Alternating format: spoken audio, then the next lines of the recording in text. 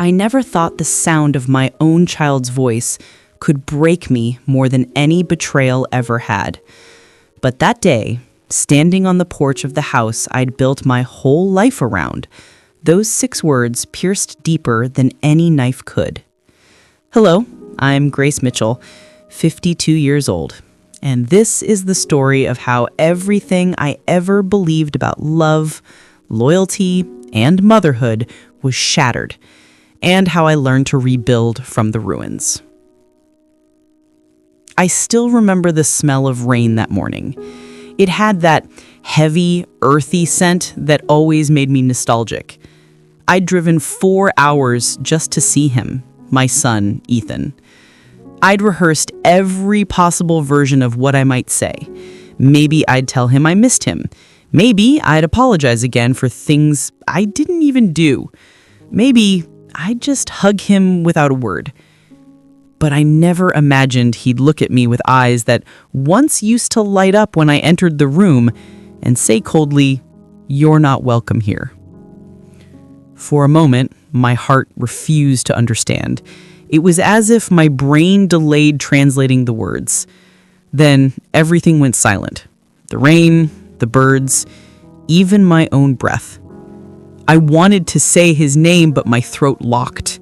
He stood there, taller now, broader, his jawline so much like his father's. And maybe that's what hurt the most, that every trace of me in him had been replaced by the man who taught him to hate me. I used to believe motherhood was the one unbreakable bond in the world, that no matter what, a mother and her child would always find their way back to each other. But I learned that even love, when poisoned long enough, can turn into something unrecognizable. I met Mark when I was 22. He was charming in that dangerous way men sometimes are. Quiet confidence, steady days, the kind of man who made you feel seen when you were invisible to everyone else. I fell for him quickly, and even faster did I start losing pieces of myself. It wasn't dramatic at first, just little compromises. Skipping coffee with friends because he didn't like them, changing my dress because he said it was too much, apologizing when I wasn't wrong. Those small sacrifices eventually became habits, and habits became my identity. When Ethan was born, I thought maybe everything would change. Mark held him with a tenderness I'd never seen before, and for the first few months, I allowed myself to believe we'd finally become the family I'd dreamed of. But men like Mark don't change. They just learn new ways to control. It started with money. He insisted on handling all the finances, said I was too emotional to manage bills. Then came isolation. One by one, my friends stopped calling. My mother passed away, and I didn't even find out until 2 days later because he forgot to give me the message. I was drowning, but I smiled for Ethan. I told myself children deserve stability, even if it means you crumble quietly behind closed doors.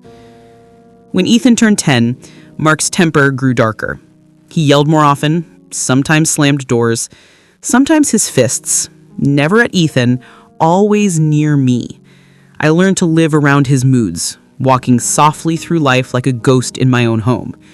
But children see everything. Ethan saw the bruises, the tears I tried to hide. One night he asked, "Mom, why are you always sorry?" I didn't know what to tell him. I just held him and whispered, because sometimes love hurts more than it should. Years passed, and the boy who used to hide under my arm became distant. He started repeating Mark's words, "You're too sensitive. You make Dad angry." The day I realized my own son had started believing him was the day a part of me died. When Ethan was 20, I finally left. It wasn't dramatic, no packed bags at midnight, no police involved. I just woke up one morning, looked in the mirror, and didn't recognize the woman staring back. My skin was pale, my eyes hollow, and I thought if I stay one more year, he'll bury me before I'm 40. So I left with nothing but my purse and a small box of Ethan's baby photos. I remember driving for hours, tears blurring the road, my body shaking so violently I could barely hold the wheel. But even through the fear, there was a strange lightness, the weight of silence lifting after years of suffocating. I rented a small apartment in another town, got a job at a diner, and tried to rebuild a life that no longer had room for fear. For months, I wrote letters to Ethan. Long ones at first, pages filled with explanations, apologies, promises, then shorter ones, just simple "I miss you" notes. None of them were answered. Mark told him I'd abandoned them, that I chose another life over him. And Ethan believed it. That was his father's greatest victory, turning the person I loved most into my punishment. I saw him again when he graduated high school. I wasn't invited. I sat in the back of the auditorium anyway, hidden among strangers. He looked so handsome in his navy blue gown, smiling at his father in the crowd. My hands trembled when they called his name. I clapped quietly, whispering, "That's my boy." But when he turned his head, his eyes passed right over me like I didn't exist. That day, much later after the ceremony, I was the one who said, "You're not welcome here." That night, I went home and cried until sunrise. But grief eventually transforms. It either hardens you or heals you. I promised myself I'd choose healing, even if it took a lifetime. I started therapy. I learned that loving an abuser doesn't make you weak, it makes you human. I learned that survival isn't just leaving, it's learning to live without apology. Slowly, I found myself again. I painted, I took long walks, I smiled without flinching. For the first time, peace felt possible. Years later, when Mark fell sick, I heard through a mutual friend. Cancer, they said, fast and cruel. Part of me wanted to ignore it. Another part, the mother in me, worried about Ethan. He was 24 then, working at an architecture firm, living in the same town where it had all begun. I thought maybe tragedy would finally make him see the truth. I sent flowers to the hospital with a small card, "Wishing you peace, Grace." Mark never responded, but 2 weeks later I got a call. It was Ethan. His voice sounded different, deeper, steadier. For a brief second, my heart soared. Maybe this was it. Maybe he was ready to forgive. But instead he said, "Mom, don't contact Dad again. He doesn't want you involved. Neither do I." Then he hung up. I didn't cry that time. I just sat still, feeling the kind of ache that doesn't show on your face, but settles deep in your bones. Mark died that winter. I didn't attend the funeral. I didn't want to taint Ethan's grief with my presence. I lit a candle at home instead and whispered, "Goodbye." That night, I felt something shift. Not closure, but clarity. I realized I'd been waiting for everyone else's forgiveness when all I ever needed was my own. I spent the next 3 years building a quiet, stable life. I worked at a local community center, helping women find resources to escape abusive homes. Every story I heard reminded me how far I'd come.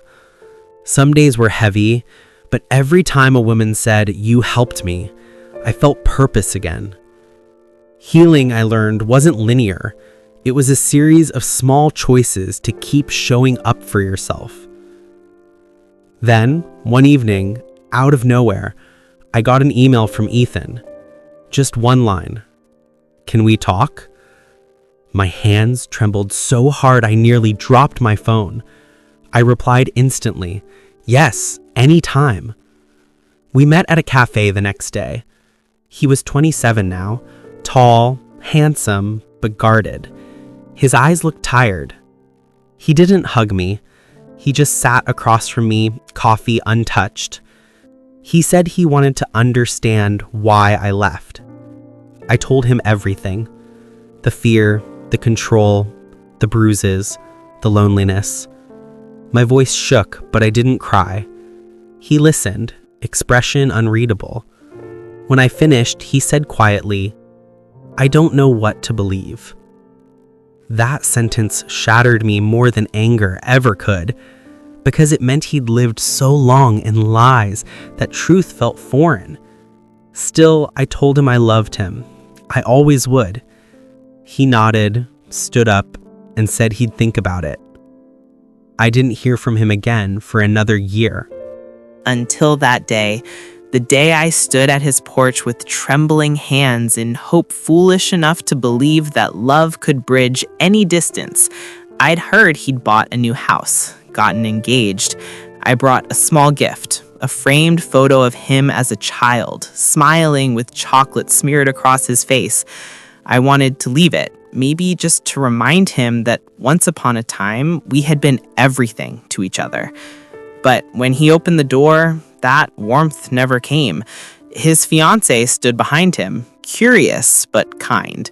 He looked at me the way strangers look at salespeople, polite distance. And then, in a voice that sounded rehearsed, he said, "You're not welcome here." I froze. The world seemed to tilt. I wanted to say, "I'm your mother," but the words felt useless. I realized, in that instant, that the boy I raised had been buried under years of manipulation and silence. I stepped back, nodded, and whispered, "Okay." I drove away slowly, gripping the steering wheel so hard my knuckles turned white. I didn't cry until I reached the highway, and when the tears came, they didn't stop for hours. But that breakdown became the beginning of something unexpected. Because pain, when it reaches its peak, either destroys you or frees you. That night, I decided I would stop chasing ghosts. I stopped waiting for apologies that might never come. Instead, I poured everything I had left into helping women who were still where I once was. I founded a small support group, Second Chance Sundays. It started with 5 women in a church basement. We sat in a circle, shared our stories, cried, and reminded each other that survival isn't shameful.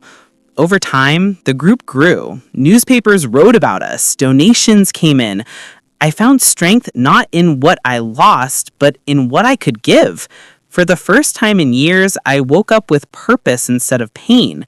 Still, nights were hard. I'd sometimes wake up reaching for the phone, thinking about calling Ethan, but then I'd remember his words and force myself to breathe through it. Healing, I told myself, isn't forgetting. It's learning to remember without falling apart. Then one day, karma, or maybe grace, decided to intervene. A woman walked into my support group one Sunday, nervous, holding her purse like a shield. When she finally spoke, my heart nearly stopped. She said her name was Lena, Ethan's fiancée. She hadn't recognized me yet. She said she was engaged to a wonderful man, but lately he'd been cold, distant, controlling. She was scared it might get worse. The room fell silent. My heartbeat roared in my ears. She continued, describing small red flags, how he criticized her, how he isolated her from friends, how he said things that reminded her of his father. I wanted to scream, to tell her to run, but I stayed calm. I guided her gently, as I would any woman who needed help. I told her about boundaries, safety, and self-worth. At the end of the session, she looked at me and froze. Recognition flashed in her eyes. "You're Ethan's mom," she whispered. I nodded slowly. The air grew thick between us. She looked torn, between fear and understanding. I didn't ask her to stay, but she did. Week after week, she came back. And as she healed, I saw in her what I once was, a woman trying to love someone broken by someone else. Months later, she called me, crying. She said she'd ended the engagement. She said Ethan needed therapy. He'd inherited more of his father's shadows than he realized. She thanked me for helping her find courage, and though it broke me to hear it, I also knew it was necessary. Because sometimes love means letting the cycle end, even if it's your own child who has to face the mirror. That night, I sat by the window, watching the city lights blur through tears. I whispered to myself, maybe this is what healing looks like. Not reunion, but release. Still, part of me hoped. Hope is stubborn like that. A year later, out of nowhere, I got a letter, handwritten. The return address was his. My heart pounded as I opened it. Inside were only a few lines, but they changed everything. Mom, I finally understand. I'm sorry for everything. I hope it's not too late to come home. I pressed the paper to my chest, sobbing until I couldn't breathe. Maybe forgiveness doesn't arrive when you expect it. Maybe it comes only when you stopped demanding it. When I held that letter, I felt like time stood still. It was as if every prayer I had whispered into the dark had finally found its way back to me. My hands trembled, not from fear this time, but from disbelief. I must have read those few sentences 100 times, each one melting a layer of numbness I'd carried for years.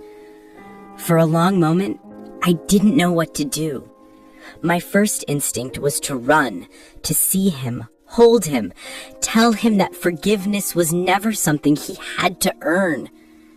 But another part of me, the one that had learned patience through pain, whispered to wait, to breathe, to make sure my heart was ready to open again. So I didn't rush. I sat with that letter all night, the city outside humming like a heartbeat. I thought about every stage of our story, from the day I first held him, tiny and perfect, to the day he turned me away at his door. I thought about the way love can survive even when everything else dies. And when the first light of dawn touched the window, I decided I would see him, but this time not as the broken mother begging for love. I would see her as a woman who had found peace and was ready to share it if he truly wanted to meet her there. We met at a park near the lake, the same park where I used to take him to feed the ducks when he was 5.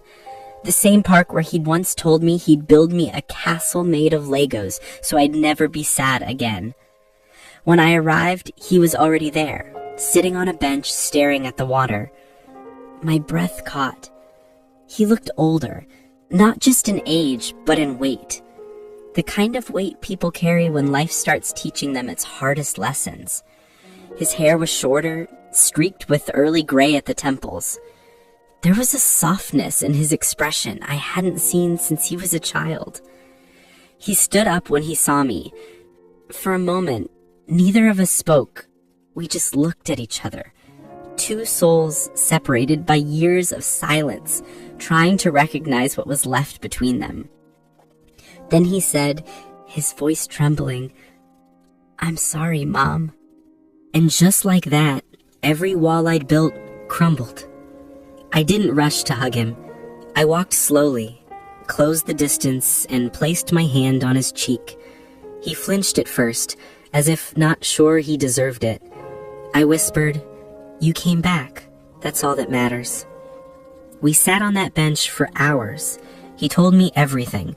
How after Lena left, he started seeing a therapist. How he began recognizing the same patterns in himself that he once saw in his father. How guilt consumed him when he realized how he'd treated me. He said he'd been scared to face me, scared to admit he'd become the very thing he promised himself he'd never be. As I listened, I didn't feel anger. I felt a strange, quiet pride, because it takes more courage to face your demons than to hide behind them. I told him that healing doesn't mean pretending the past didn't happen. It means learning to live without letting it define you. He asked if I could ever forgive him. I told him forgiveness had already happened. It was the reason I was still standing. Over the next few months, we rebuilt slowly. Coffee dates, long walks, occasional dinners. There were awkward silences sometimes, moments where the past hovered like a shadow we didn't know how to name, but every time, he showed up. That was enough. He even came to one of my Second Chance Sundays meetings one afternoon. He sat quietly in the back, listening as women spoke about survival and fear and the long road to self-worth. Afterwards, he hugged me, really hugged me, and said, "I didn't realize how strong you were. I'm sorry it took me this long to see it." That night, I cried again, but this time, they were tears of release, not grief. For a while, life was peaceful. I'd never imagined peace could feel so full. Ethan started volunteering at the center, helping with logistics and fundraising. Watching him give back made me believe that maybe, just maybe, love had finally found its way through all the wreckage. But life has a way of testing the strength of your healing. One afternoon, I received a message from a woman named Danielle. She said she had been married to Mark years before I met him. My heart skipped a beat. I didn't know he'd ever been married before. She wanted to meet, said it was important. We met at a small cafe. She was older now, in her 50s, with eyes that had clearly seen too much pain. She told me that she'd recently been going through old documents after her mother passed and found letters Mark had written to his lawyer during our marriage. Letters full of manipulation, planning, lies. He had been setting me up to lose everything long before I ever realized I needed to leave. It was all there. Proof that he'd transferred assets, rewritten property deeds, fabricated messages to make me look unstable in case of divorce. It made me sick to my stomach. But buried among those papers was something even more shocking. A journal. Danielle said she couldn't bear to read it, but she thought I should. When I opened it that night, my hands shook. It wasn't just notes or scribbles. It was pages of Mark's thoughts. His control wasn't random. It was deliberate. He wrote about how he enjoyed shaping Grace's weakness, how he saw me as a project in submission. Each word was like a fresh wound reopening. For years, I blamed myself for staying, for believing him, for losing Ethan. But now I saw it clearly. The monster I'd been fighting had been far darker than I ever knew. And that's when the idea of revenge stopped feeling wrong. Not revenge in the cruel sense, but justice, truth. I wanted Ethan to see the reality of his father, not the illusion that had poisoned his childhood. So, I called him. I told him I had something he needed to see. He came over that evening. We sat at my kitchen table, the journal between us. I told him I didn't want to destroy his image of his father, but I needed him to know the truth so he could finally set himself free. He hesitated, then opened the first page. I watched his expression shift as he read. Confusion, anger, horror, and finally grief. He read for over an hour, silent except for the occasional sharp breath. When he finished, he just whispered, "All those years, I thought he was protecting me." I said softly, "He was protecting himself." He broke down. For the first time, I saw the little boy inside him, the one who had been taught to choose sides before he even understood what that meant. I held him as he cried, the same way I had when he was 5. But this time, the tears weren't from scraped knees or nightmares. They were from years of lies finally unraveling. That night changed everything. Ethan started attending therapy twice a week.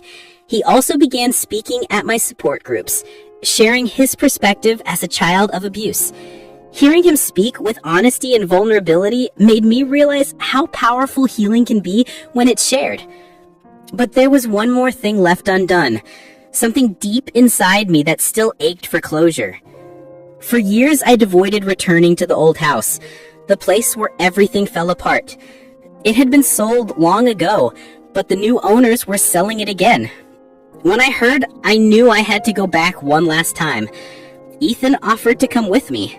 Driving down that familiar road felt like moving through time. Every tree, every bend, every mailbox held memories. When we pulled into the driveway, I almost couldn't breathe. The porch where I once stood, begging to be let in, looked smaller now, like a relic of another life. Inside, the house smelled of fresh paint, but I could still feel the ghosts. The corner of the kitchen where Mark used to yell, the hallway where Ethan once left me a Mother's Day card, the bedroom where I cried myself to sleep. Ethan walked beside me silently, his hand steady on my shoulder. "You don't have to stay long," he said softly. But I did. I needed to. I stood in the middle of the living room, closed my eyes, and whispered, "You don't own me anymore." And in that moment, I swear, I felt the weight lift, like the house itself finally exhaled. We left quietly. On the way home, Ethan said, "You know, Mom, sometimes revenge isn't about hurting someone. It's about proving they never broke you." He was right. Months later, our story caught the attention of a local journalist who specialized in survivor stories. She asked to interview me for a feature about domestic recovery and generational healing. I hesitated at first, but Ethan encouraged me. "Maybe someone who's stuck where you were will hear it," he said. The article went viral. Thousands of shares, messages from women around the country. They said my story gave them courage to leave, to heal, to speak. For years, I'd felt like my voice had been stolen. Now it was saving others. But the greatest moment came a few months later when Ethan spoke at a national conference on trauma recovery. He walked on stage holding a photo, that same picture of him as a chocolate-smeared little boy. He told the audience, "This is the child my mother fought to protect, even when I couldn't see it. I'm standing here because she refused to stop loving me." I watched from the crowd, tears streaming down my face. Every wound, every scar, every lonely night, all of it led to that moment. Revenge had transformed into redemption. After the conference, he hugged me and said, "You were right. Healing is the real revenge." And in that quiet truth, everything finally made sense.